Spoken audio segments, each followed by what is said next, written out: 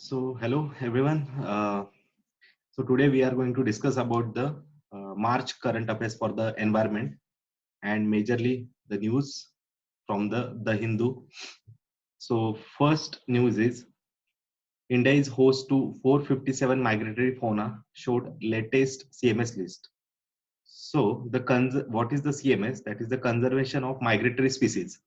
सो जो migratory species related एक convention हुआ था इंडिया में इन 2019 तो 19 का ये कन्वेंशन होने के बाद ये बहुत इंपॉर्टेंट है इस साल अगर न्यूज में यहाँ पे अगर आता है तो सेम न्यूज अगर आप देखते हो तो मल्टीपल प्रीवियस वीडियोस में हमने कवर किया है बट रिसेंटली क्या हुआ है कि यहाँ पे अपडेशन हुआ है तो जो भी सीएमएस लिस्ट है तो उसको first time zoological survey of India ने अपडेट किया है for the first time compiled the list of migratory species of India under the CMS. So the list is now has 457 species, which is from the actually from the India.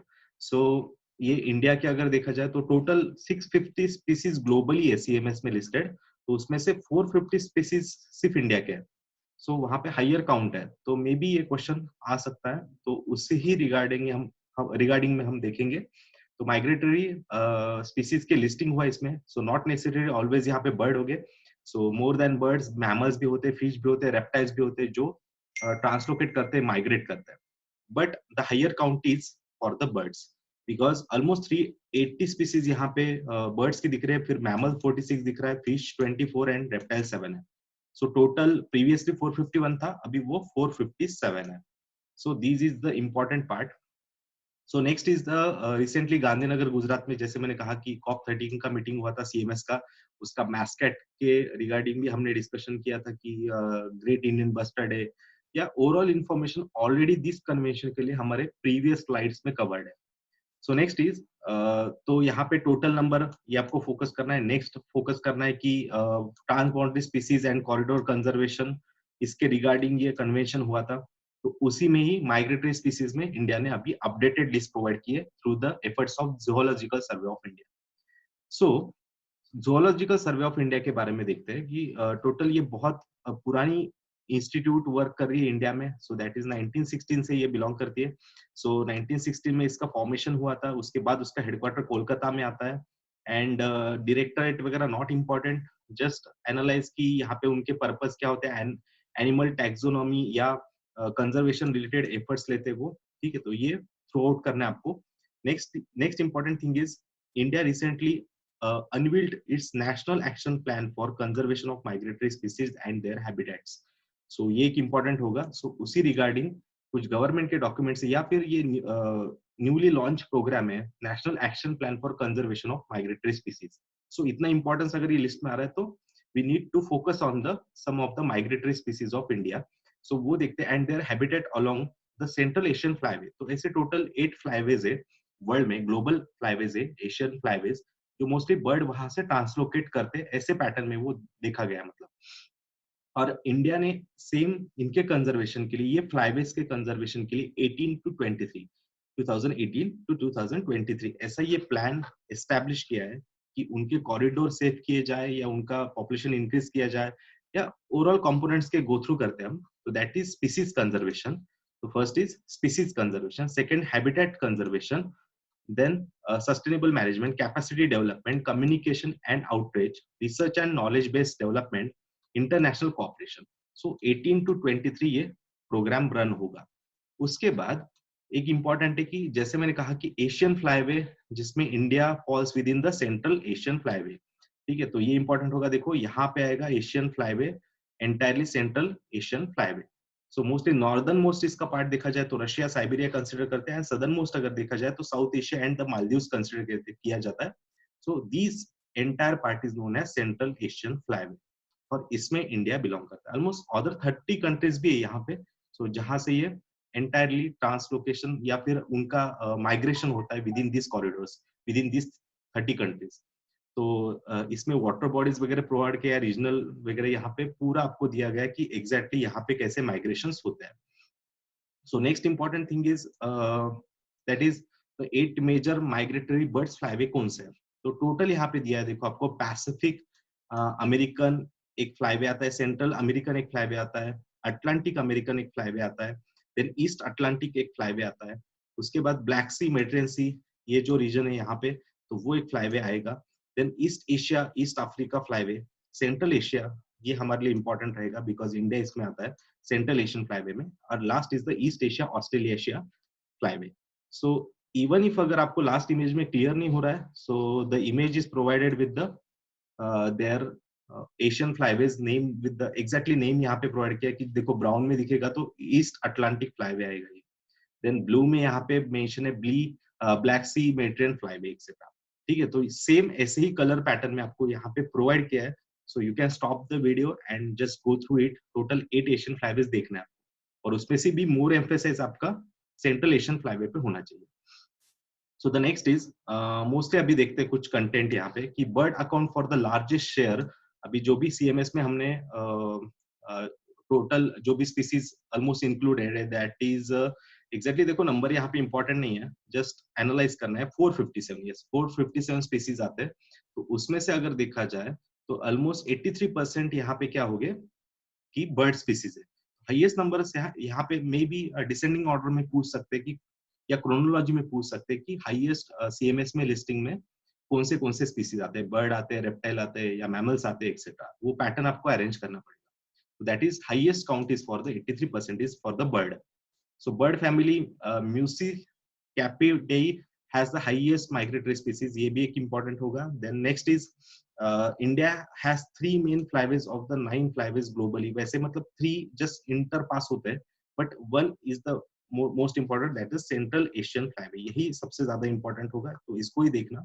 Then बाकी Asian East flyway, Asian East African flyway covering parts of Western India and Eastern Asian Australian flyway. और ये भी just India का eastern part cover होता है. सो अगर question 2 pattern में यहाँ पे बन सकता है कि मेजरली इंडिया कौन से पार्ट में आता है, that is CF means central Asian flyway, but from India out of 8 global जो भी एशियन फ्लाईवेज है, सो आउट ऑफ 8 इंडिया में कितने फ्लाईवेज जहां से पास होते हैं इंडिया से, so that is going to be the 3.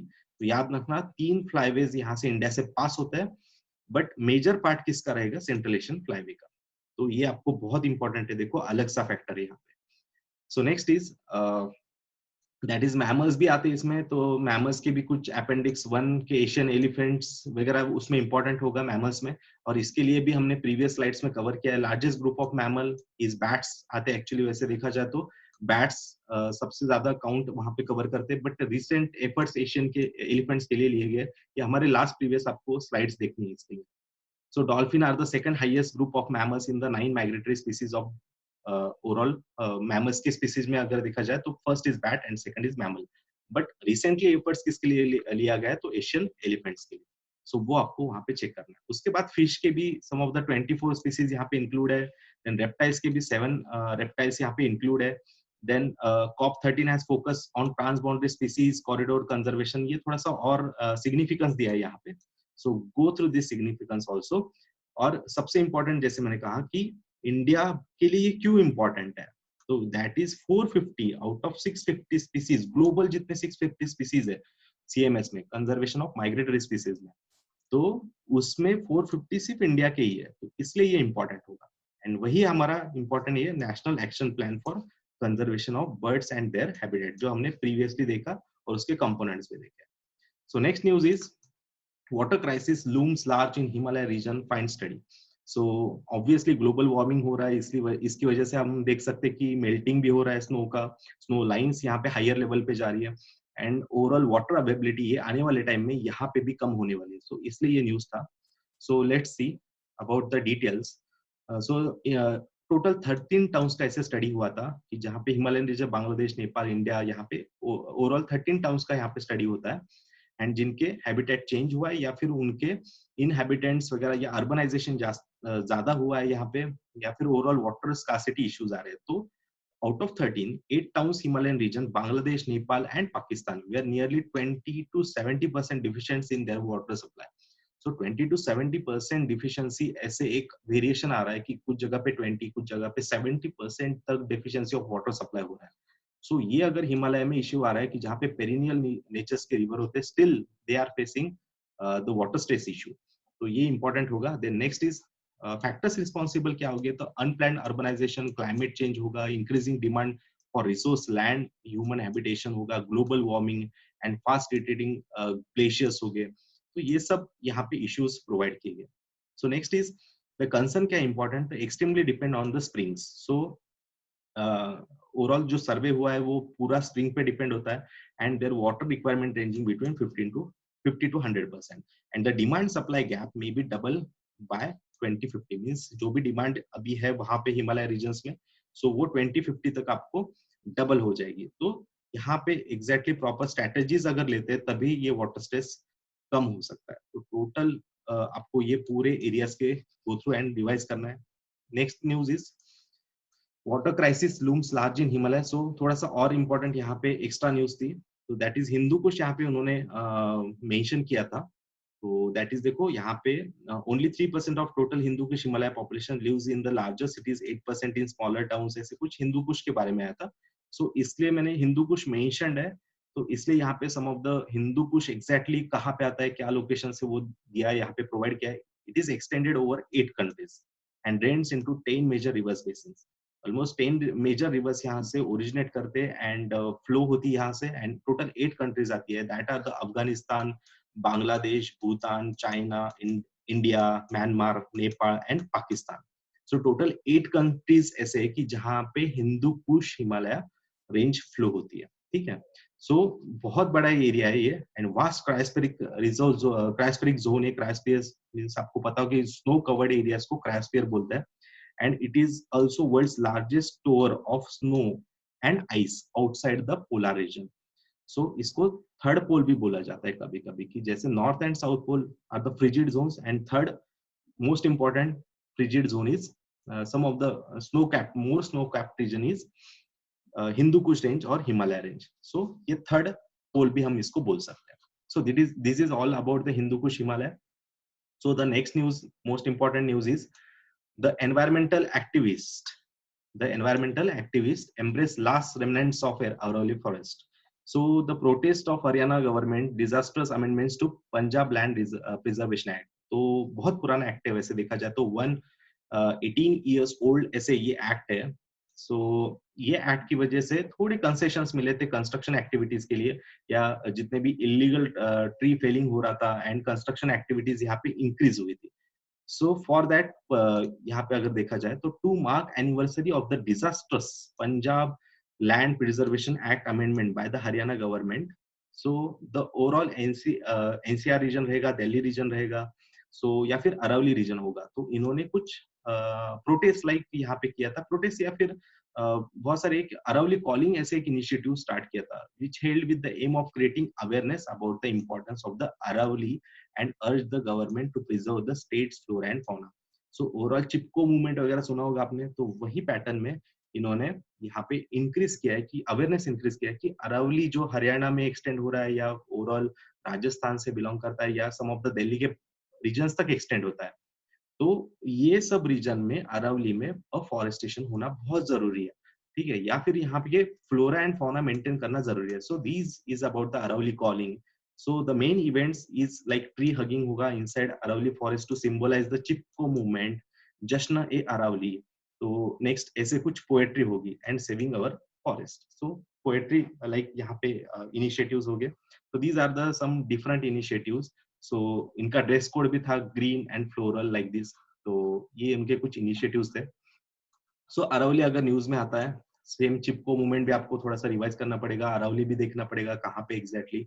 And यहाँ पे अगर देखा जाए तो despite of orographic effect west of Aravalli, जिसे राजस्थान का ये पार्ट डेजर्ट में हम बोल सकते हैं कि डेजर्ट पैटर्न में, but this is the Aravalli section. तो ये बहुत इंपॉर्टेंट है अरावली सेक्शन. इसमें हाईएस्ट पीक आपको पता होगा कि धूपगढ़ है, सॉरी गुरु शिखर है. So Guru Shikhar is the highest peak on the southern side of the Aravalli, and उस पे अबू हिल्स आपने सुना होगा, हिल स्टेशंस वगैरह आते हैं. सो उसके वेस्ट में अगर देखा जाए तो लूनी रिवर एक इंपॉर्टेंट रिवर फ्लो होती है, लूनी बेसिन. उसके वेस्ट में अगर देखा जाए तो मरुस्थली रीजन है, मींस डेजर्ट रीजन है, Thar desert. This is the Thar desert, Marusthali region. And थोड़ा नॉर्थ में यहाँ पे गंगा सागर रीजन है कि जहाँ से इंदिरा गांधी कैनल फ्लो होता है, वो एक इंपॉर्टेंट है, इसलिए यहाँ पे थोड़ा इरिगेशन पॉसिबल हुआ. एंड नॉर्थ में अगर देखते हो थोड़ा सा पंजाब एंड राजस्थान के बाउंड्रीज रीजन पे तो घग्गर प्लेन है. देन थोड़ा सा यहाँ पे अगर साउथ में अगर देखते हो तो this is also known as the important Bagar region. तो लूनी बेसिन या फिर अरवली के वेस्ट में एक बागर रीजन आता है, राजस्थान बागर. ठीक है, तो ये बहुत इंपॉर्टेंट होगा बागर. तो बहुत सारे स्टूडेंट्स यहाँ पे कंफ्यूज होते हैं with the Bhabar and etcetera. So Bagar is the small hilly areas, arid areas of the west of the Aravalli section which comes in Rajasthan. So ये आपको बागर देखना है, please go through this. And east में अगर देखोगे तो बनास एक रिवर यहाँ से फ्लो होती है. साउथ में अगर अरावली के देखोगे तो यहाँ पे साबरमती रिवर फ्लो होती है. सो वेस्ट में लूनी, साउथ में साबरमती एंड ईस्ट में Banas river which is the tributary of Chambal river. And Chambal itself a tributary of Yamuna river. तो ये सब यहाँ पे सेक्शंस है, तो please go through this. And Aravalli एक आपको देखना है कि इंडिया की ओल्डेस्ट फोल्डेड माउंटेन रेंज है, तो उसके बारे में भी थोड़ा सा ज्योग्राफी में पढ़ लेना. So next news is Eurasian otter found in Chilika lake. So Eurasian otter ये चिल्का लेक में मिला है ओडिशा में. सो उसके साथ और एक था कि जैसे फिशिंग कैट एक मिला था. So research have found the presence of viable breeding population of fishing cat in brackish water lagoon. Another globally endangered species is smooth coated. मतलब यहाँ पे दो स्पीसीज मिली, fishing cat and smooth coated otter. So ये थोड़ा सा important होगा देखो, बिकॉज एग्जैक्टली इनका स्टेटस क्या है वगैरह वो सब पूछ सकते हैं. So that is the fishing cat is vulnerable in IUCN list. तो फिशिंग कैट क्या है, वल्नरेबल लिस्ट में आता है. एंड स्मूथ कोटेड ओटर अगर देखा जाए तो वो नियर थ्रेटन में आता है. ठीक है, तो ये दो कैटेगरीज इंपॉर्टेंट होगी. And second is wild life protection act में अगर देखते हो, so both the otters are means otter के भी दो टाइप होते हैं, वो हमने शायद प्रीवियस स्लाइड्स में कवर किया है. So wild life protection act में ओटर आता है शेड्यूल 2 में and fishing cat belongs to schedule 1. ठीक है, तो क्लियर है यहाँ तक.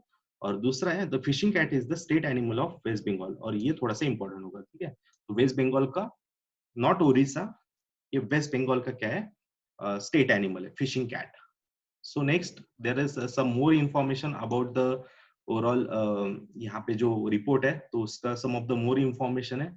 सो I think you can go through it. Irrawaddy dolphin के बारे में कुछ दिया है कि डीप वाटर सिग्निफाई होता है एंड रिसर्च के लिए इंपॉर्टेंट है.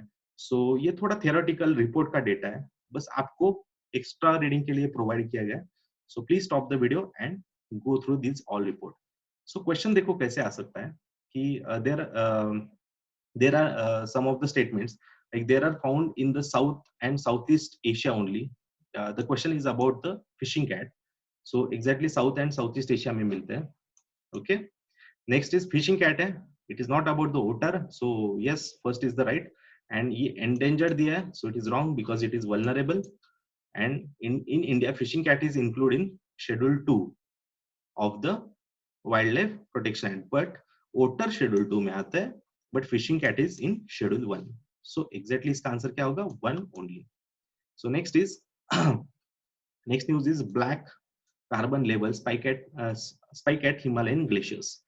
So obviously black soot ये आर्टिक का जैसे रिसेंटली बहुत बड़ा इशू है कि जितना ज्यादा सैचुरेशन होगा ब्लैक सूट का, मींस ब्लैक कोल जो फ्लाई ऐश होती है उसका, जब जितना सैचुरेशन होगा उतना एल्बेडो जो है वो यहाँ पे डिक्रीज होगा. Means absorption of sun rays यहाँ पे increase होगा and so that यहाँ पे melting increase होगा. So that is the same happening with Himalaya. The black carbon result from the incomplete combustion of fossil fuel and biomass, and black carbon produced both naturally and also by the human activities. As a result, incomplete combustion of fossil fuels, biomass primary sources include emission from diesel engines, cook stoves, यहाँ से सब निकल सकता है वो. And second most important thing is कि हम बहुत सारे इनिशिएटिव्स लेते हैं to control this, but finally अगर देखा जाए तो 100% ब्लैक कार्बन पे कंट्रोल नहीं आ सकता है. द कंप्लीट कंबशन अगर देखा जाए carbon in the fuel CO2, but combustion is never complete. And CO2 carbon monoxide, volatile carbon compounds, particulate matters, organic carbon, black carbon, ये सब फॉर्म होते हैं ये प्रोसेस में. And the mixture of the particle resulting from the incomplete combustion is often referred as soot. तो यही suit जाके saturate हो जाता है और उसकी वजह से एब्जॉर्प्शन होगा स्नो में. तो जब एब्जॉर्प्शन सनरेज इंक्रीज हो गए, सो दैट यहाँ पे मेल्टिंग स्टार्ट हो जाएगा. The fine particle absorb the light about the 1 million times more than energy than the carbon dioxide. ठीक है, तो ये सबसे इंपॉर्टेंट फैक्टर है, ये भी आपको पढ़ना है। And it is said that the second largest contributor to the climate change after CO2, तो ये कौन होगा? कार्बन सूट्स होते हैं। So that, so next is next important कि एल्बेडो, देखो यहाँ पे मैंने बताया कि reducing their albedo and the reflection power of a surface, warming the snow and harness hastening the melting, मतलब मेल्टिंग यहाँ पे इंक्रीज होगा। So go through this third point. And इसमें देखो सबसे important, India is the second largest emitter of black carbon in the world. ठीक है, तो ये बहुत इंपॉर्टेंट है कि हम सेकंड लार्जेस्ट इमिटर है, सो इसकी वजह से हिमालय पे डेफिनेटली हार्म होगा एंड उसके ही रिजल्टन हमको फ्लड्स देखे जा सकते हैं, या स्नो लाइन ये अपर लेवल तक मूव करेगी, या फिर overall melting of Himalayan glacier ये बूस्ट हो जाएगा। So next news is assess crop damage due to the hailstorm, UP minister tells officer. So UP में रिसेंटली हेलस्टॉर्म्स आए थे, तो untimely hailstorm and rains have damaged 70% of the crops in the UP. So the UP agriculture minister had directed official to undertake the survey of a certain extent of losses in crops due to the hailstorm and rain in the state. So mostly ये winter या pre monsoonal ऐसे हेलस्टॉर्म्स यहाँ पे create होते हैं, तो उसके examples या रीजंस हम देखेंगे आगे। सो इसकी वजह से जो भी लॉसेस हुए, तो उसके लिए स्टेप लेने के लिए कहा था। तो डाउन टू अर्थ से आप ये थोड़ा सा इमेज देख लेना, डाउन टू अर्थ जो मैगजीन है यहाँ पे, तो जितना पॉसिबल है मैं ट्राई करता हूँ यहाँ पे। So it is a first stage of the formation of the hailstorm is the formative stage, second होती है mature stage, and third is the dissipation stage. So first stage में क्या होता है कि जनरली यहाँ पे स्ट्रॉन्ग लो प्रेशर बेल्ट होता है। ठीक है, तो strong low pressure belt form जब होता है, तब upward movement of the air fast increase होती है, और जैसे ये इंक्रीज होगी तो यहाँ पे जो वाटर वेपर्स यहाँ पे पुश हो गए, सो ये नॉर्मल से भी कंडेंसेशन लेवल से भी ज्यादा अपवर्ड पुश हो गए, एंड जितना आप अपवर्ड जाओगे उतना टेम्परेचर ये डिक्रीज होते जाएगा। So it may be less than 0 degree Celsius, या मेल्टिंग पॉइंट जो होता है उससे भी कम होगा, या फ्रीजिंग पॉइंट पे जाएगा। ये लाइक -10 डिग्री सेल्सियस पर अगर जाता है, तो उसका कन्वर्जन जो वाटर वेपर्स होते हैं उसका कन्वर्जन होगा just like some frozen droplets में होगा इनिशियली। फिर क्या होता है कि जैसे जितना लो प्रेशर स्ट्रांग होगा, उतना उसका अपवर्ड पुशिंग जो होगा वो और अपर लेयर तक होगा, और जितना अपर लेयर तक इसका पुशिंग होगा, उतना मॉइस्चर उसके सराउंडिंग वो ड्रॉपलेट के और कलेक्ट होगा। जितना ज्यादा लो प्रेशर स्ट्रांग, उतना ड्रॉपलेट वो बड़ा होते जाएगा, and when the low pressure is not able to sustain that hailstorm and gravitational pull is attract to the surface, means gravitational pull यहाँ पे strong होगा उसके ड्रॉपलेट, या फिर हम उसको बोल सकते हैं कि हेलस्टॉर्म जो बन गया यहाँ पे, तो वो अगर सस्टेन नहीं हो रहा है वो लो प्रेशर से, तो ये क्या होगा, थर्ड स्टेज में यहाँ पे एज अ हेलस्टॉर्म ये क्रैश हो गए। तो जितना बड़ा ड्रॉपलेट, इसका मीनिंग ये होता है कि उतना बड़ा लो प्रेशर यहाँ पे स्ट्रॉन्ग है, मतलब लो प्रेशर जितना स्ट्रॉन्ग, उतना हेलस्टॉर्म की साइज ये बड़ी होगी। सो एग्जैक्टली यही पैटर्न में ये क्रिएट होता है। तो ये क्यों हो रहा है, मतलब देखो यहाँ पे टेम्परेचर बहुत ज्यादा डिक्रीज हो रहा है एक अपर ट्रोपोस्फेरिक लेवल। सो ये क्यों डिक्रीज होता है, तो वो अगर देखा जाए तो मोस्टली पोलर जेट स्ट्रीम्स या वेस्टर्ली जेट स्ट्रीम्स इंडिया में हिट होते हैं। तो ये एरिया में जब जेट स्ट्रीम्स या अपर ट्रोपोस्फेरिक विंड्स होते हैं, कोल्ड विंड्स होते हैं, जो कि मेडिटेरेनियन सी या वही रीजन के पास जब यहाँ से फ्लो होते हैं नॉर्थ ईस्ट इंडिया, या जैसे यूपी में अभी ये इवेंट हुआ है, इवन दो समटाइम्स महाराष्ट्र में भी होता है। सो यहाँ पे जब ये हिट होगा, तब क्या होगा कि यहाँ पे टेम्परेचर कंपैरेटिवली जो होना चाहिए अपर ट्रोपोस्फेरिक पे, तो उससे भी ये कम दिख रहा है, और तब ये टेम्परेचर जब कम होगा, तो that will lead to the hailstorm condition. ठीक है, तो यही टेम्परेचर डिक्रीज के लिए देखो rain and hailstorm and rains condition यहाँ पे फ्लो क्रिएट होती है। सो महाराष्ट्र भी समटाइम्स यहाँ पे ज्यादा अफेक्टेड दिख रहा है। So this report is given in the Down to Earth magazine, so please go through this also कि कितना कहाँ पे परसेंटेज एक्सेट्रा एक्सेट्रा। सो इसलिए again go back to our news, तो दैट इज यूपी ने बताया कि आप इसके लिए कुछ मेजरमेंट्स लेना पड़ेगा आपको, कि जिनको लॉसेस हुए फार्मर्स को, उनके लिए कुछ ना कुछ करना पड़ेगा। तो उसका इंश्योरेंस हम कर सकते हैं कि अंडर द प्रधानमंत्री फसल बीमा योजना। सो प्रधानमंत्री फसल बीमा योजना 16 में ही स्टार्ट हुई थी, and it's aim to provide the comprehensive insurance cover against the failure of the crop. ठीक है, तो जब क्रॉप फेलियर होता है, तब आपको इंश्योरेंस अगर होगा तो आपको उसका रेन्यूमरेशन मिलेगा। And the scheme is being administered by the ministry of agriculture and covers all food oilseed crop and annual commercial horticulture crops. तो मे बी इस पे भी क्वेश्चन बन सकता है कि ये स्कीम में कौन से क्रॉप्स इंक्लूडेड है। ठीक है, तो ये इंपॉर्टेंट फैक्टर होगा एंड इसके ही अंडर अभी हेलस्टॉर्म से जो लॉसेस हो गए so that will be covered in this scheme that is प्रधानमंत्री फसल बीमा योजना. So please go through this for the more information. You can just type on the Google also. So next news is though the hunters lose interest in red panda, trap still snare endangered mammal. तो ये बहुत important है मेरे angle से अगर देखा जाए तो बहुत सारे स्टूडेंट इसमें ट्रैप हो जाते हैं ऐसे टाइप के क्वेश्चन में बिकॉज कि जैसे रेड पांडा कहा तो हमारे माइंड में आता है कि आईयूसीएन में लिस्टिंग एंडेंजर्ड है तो डेफिनेटली लास्ट 10 to 15 इयर्स में इनका पॉपुलेशन कम हुआ होगा तो यूपीएससी इजीली आपको यहाँ पे ट्रैप कर सकती है if you don't go through the recent report of the traffic. So the finding of the study of the recent report by the traffic have been compiled in the report as a title that assessment of illegal trade related threats to red panda in India and selected neighboring range countries. So last 10 year period का इन्होंने July 10 2010 to June 2019 का एक report poaching का illegal trade का उन्होंने analyse किया for the red panda के जो स्पीसीज है तो उसके लिए क्या लास्ट 10 इयर्स में हुआ एग्जैक्टली तो वो उन्होंने फाइंड आउट किया. So the most important outcome इसका ये था फाइंडिंग था the study has revealed that the poaching of the red panda has decrease in India and Bhutan. तो ये डिक्रीज हुआ है याद रखना. So the researchers found no incident of poaching or illegal trade of red panda in either India and Bhutan in the study period. Means last 10 years में no poaching data had found out by this report. Means इन्होंने जो इनकी जो study है तो उनमें एक भी रिपोर्ट नहीं फाइंड आउट हुआ है कि जिनका रेड पांडा के जिसमें पोचिंग हुआ है लास्ट 10 years में. So यहाँ पे मे भी क्वेश्चन बन सकता है. So the decreasing traditional demand for animal products ये इसका some of the क्या reasons है इसके behind तो some success awareness campaign यहाँ पे रेड पांडा के लिए अवेयरनेस प्रोग्राम या उनके पोचिंग कम करने के लिए जो एफर्ट्स लिए गए यहाँ पे फॉरेस्ट डिपार्टमेंट्स हो गए या decreasing traditional demand for animal products etcetera. तो इस वजह से यहाँ पे क्या हुआ है कि डिक्रीज हुआ है उनके जो पोचिंग के नंबर से उसमें एंड कंपैरेटिवली उनका पॉपुलेशन ये मेंटेन रहा है.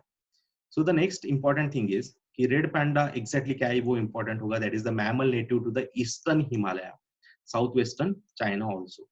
It's sometimes referred to as the lesser panda, the red bear cat, and the red cat bear.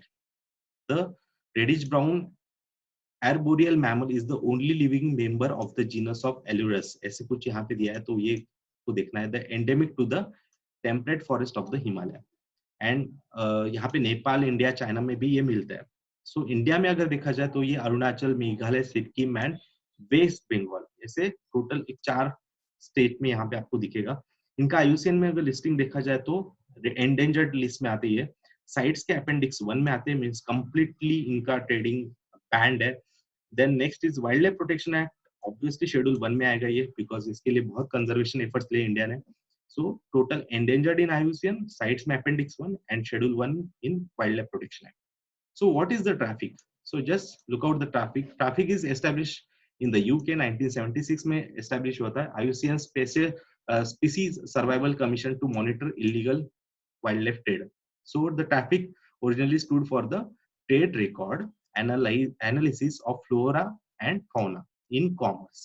So इसलिए हम इसको ट्रैफिक बोलते हैं. इसका एब्रीविएशन भी यहाँ पे दिया है. So go through the abbreviation also because ये मेंस में लिखना पड़ता है आपको. In the 90s में अगर देखा जाए तो it is Joint Wild Trade Monitoring Program of IUCN and WWF.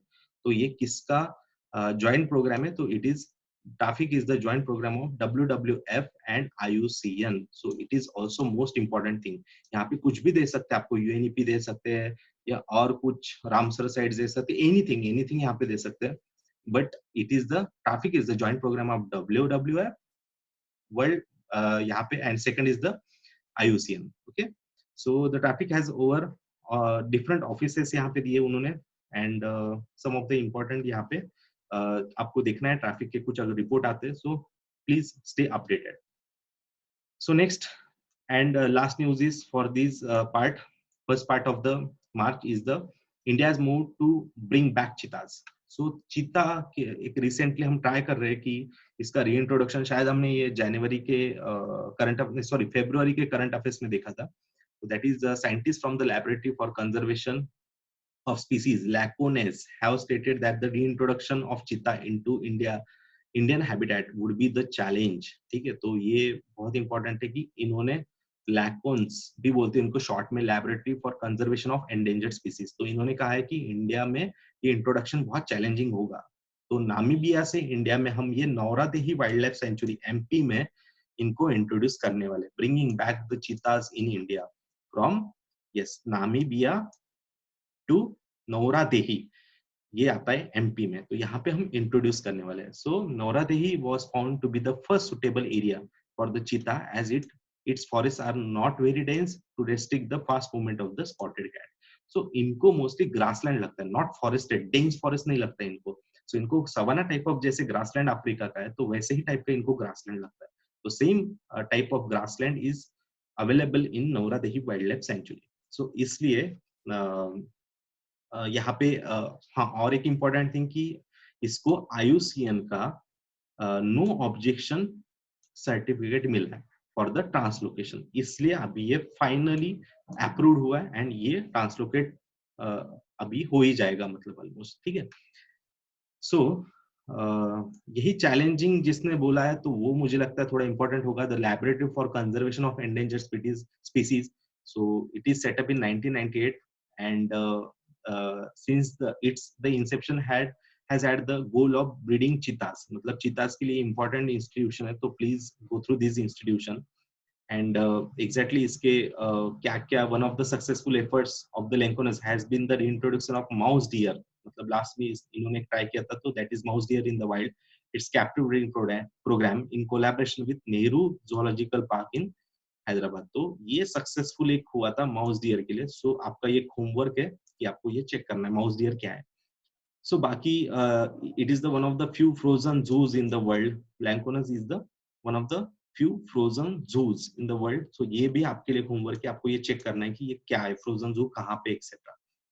So recently, the Supreme Court had lifted the stay on proposal to introduce African cheetah into the Indian habitat. It has the nod to the NTCA authority to reintroduce the African cheetah. तो देखो IUCN ने भी no objection certificate दिया and supreme court ने भी इसको almost official permission दे दिया है। सो ये रीइंट्रोडक्शन नियर टाइम में रिसेंटली अभी होने ही वाला है। तो ठीक है, तो please stay updated for that news. So I think we covered the many thing. Yes, some news is remain. Yes, Nauradehi देखना है हमको, बिकॉज नौरोदेही अगर न्यूज में आता है तो वो इम्पोर्टेंट होगा। एमपी में आता है wild life sanctuary Nauradehi. The protected area sits aside two major basin of the namely Narmada, यहाँ पे नर्मदा के एंड यहाँ पे अगर देखा जाए गंगा, तो इनके बीच में आता है ये, ठीक है। So Narmada and Ganga. Second most important is 3/4 of the wildlife sanctuary falls the basin of Ganges tributary, means Yamuna basin के आसपास ये बोल सकते हैं हम। And which of the Ken river is the, मतलब केन, यमुना की जो केन ट्रिब्यूटरी है, तो केन के पास में आएगा ये Nauradehi wild life sanctuary. So next is the north flowing Kopra river, ये छोटी कुछ रिवर यहाँ से फ्लो होती है। So please go through this small streams also. बस आपको लोकेट करना है नौरादेही कहाँ पे है। मुझे लगता नहीं कि इस पे ज्यादा क्वेश्चन कुछ बनेगा। एंड नौरादेही के नियर बाय जो थोड़े लाइक यमुना की ट्रिब्यूटरी केन यहाँ पे प्रोवाइडेड है, नर्मदा, ठीक है। तो ये एटलीस्ट आपको थोड़ा सा लोकेट करना है। And next is the forest is spread over the southern area of the Vindhya range. तो विंध्य के साउथ में आता है या नॉर्थ में आता है, तो that is again important. So it is at the south of Vindhyan range. And next is in which of the Bandhavgarh National Park and Panna National Park are also located. So इसके near by यहाँ पे और कौन से Vindhyan range के south में, तो Bandhavgarh and Panna. So please go through this also. So ये भी आपको चेक करना है। सो IUCN के कैटेगरीज भी वैसे हमने बहुत सारे लेक्चर्स में प्रीवियसली कवर्ड किए, but please go through this also.